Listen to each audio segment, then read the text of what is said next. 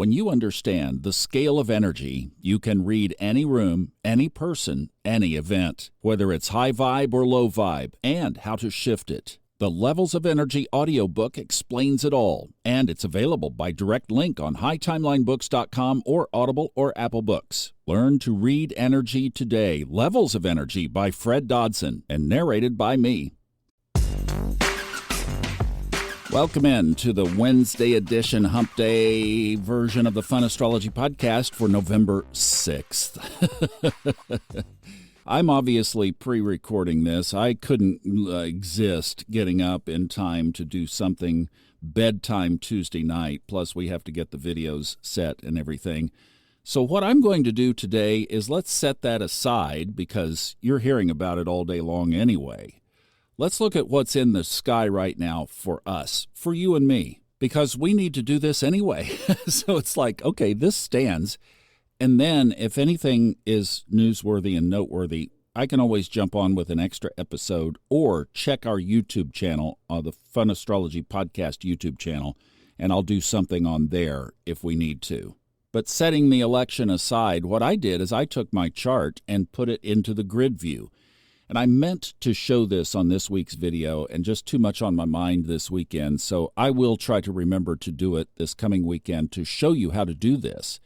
But basically, if your software accommodates it, you put it on a grid view. So you have all of the planets basically on an X and Y axis. And then transiting planets, you just look at what is aspecting what. So for today, for example, I see the moon is in a applying sextile to the sun. Okay, well, that's cool. I do count the moon, so that's one.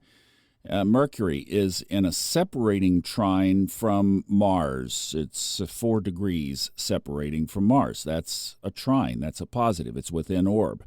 And you just go down and count. Well, it's real easy because on Astro Gold that I use, all of the positive aspects are blue, and all of the negative aspects or challenging aspects or hard aspects are red. So I just look at blue and red. It's so simple.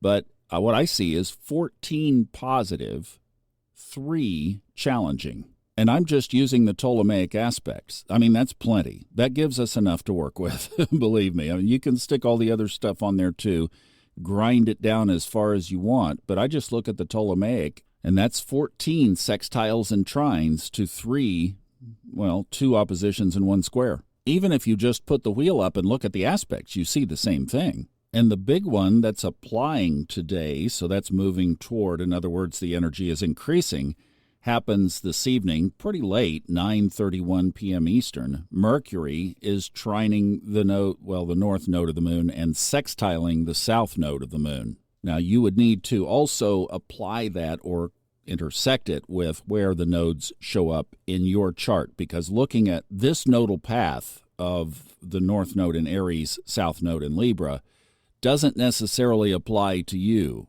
But that Mercury is applying to the nodes is super significant because it's going to not only activate that north node Aries, south node Libra energy that's in the sky that we're all feeling. I mean, if we took my mantra of make love, not war, but the problem is my nodes are flip-flopped from where they are in the sky today. So unfortunately today, don't we see make war, not love? Well, you could see how Mercury for me would double amplify both sides of that. And we're getting into reading stuff here of how to do that. But basically, let's just take one example. Maybe you could use it.